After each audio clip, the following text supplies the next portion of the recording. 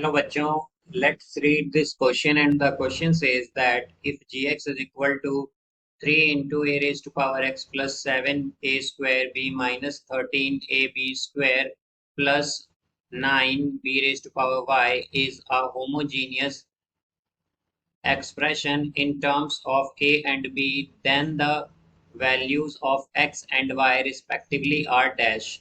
Now let's see the options. Option A 2, 2, option B 2, 1, option C 3, 2 and option D 3, 3। तो आइए बच्चों इस question को यहाँ पर हम सॉल्व कर लेते हैं। इस क्वेश्चन में हमसे कहा गया है कि gx जो है हमारे पास वो गिवन है 3 into a raise to power x plus 7 a square b minus 13 ab square plus 9b raise to power y। और ये एक होमोजीनियस एक्सप्रेशन है इन टर्म्स ऑफ ए और बी। तो हमें वैल्यूज बतानी है एक्स और वाई की क्या होंगी। तो यहाँ पर हम की कॉन्सेप्ट यूज करेंगे की concept that homogeneous equation genius equation or expression homogeneous expression contains more than one variable and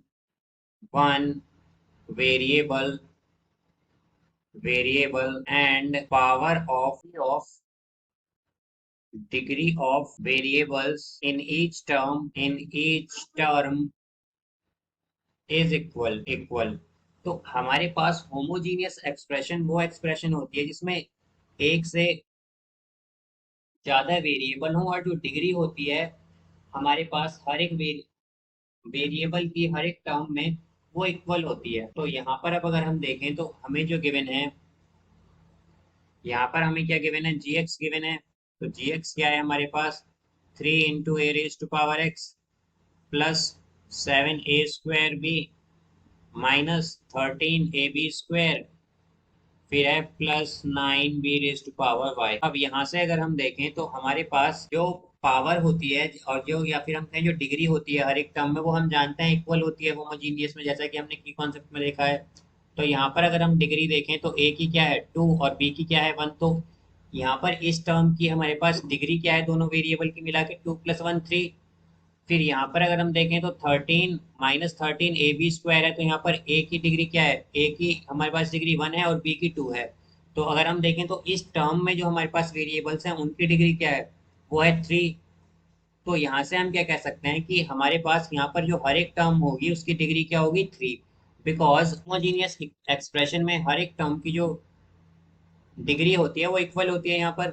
तो अब अगर हम देखें तो हमारे पास यहाँ पर 3a raise to power x है केवल। तो अगर यहाँ पर 3a raise to power x है और b यहाँ पर मल्टीप्लाई में नहीं है तो हम क्या कहेंगे कि x यहाँ पर क्या है, हमारा x यहाँ पर 3 है, बिकॉज हर एक टर्म की पावर क्या है यहाँ पर, या हर एक टर्म की डिग्री क्या है 3 है। इसी तरह y भी यहाँ पर अगर हम देखें तो 9b raise to power y है और a नहीं है यहाँ पर मल्टीप्लाई में। तो हम क्या कहेंगे कि y यहाँ पर क्या होगा 3 होगा, बिकॉज हर एक टर्म यहाँ पर उसकी डिग्री क्या है 3 है। तो y भी 3 होगा, y भी क्या होगा यहाँ पर 3 होगा। तो हम कह सकते हैं कि x, y क्या होगा हमारे पास, x, y होगा यहाँ पर 3, 3। तो इसका करेक्ट आंसर है हमारे पास ऑप्शन डी 3, 3। तो यहाँ ये आएगा हमारे पास 3, 3। तो I hope you understood it well. Best of luck. Thank you.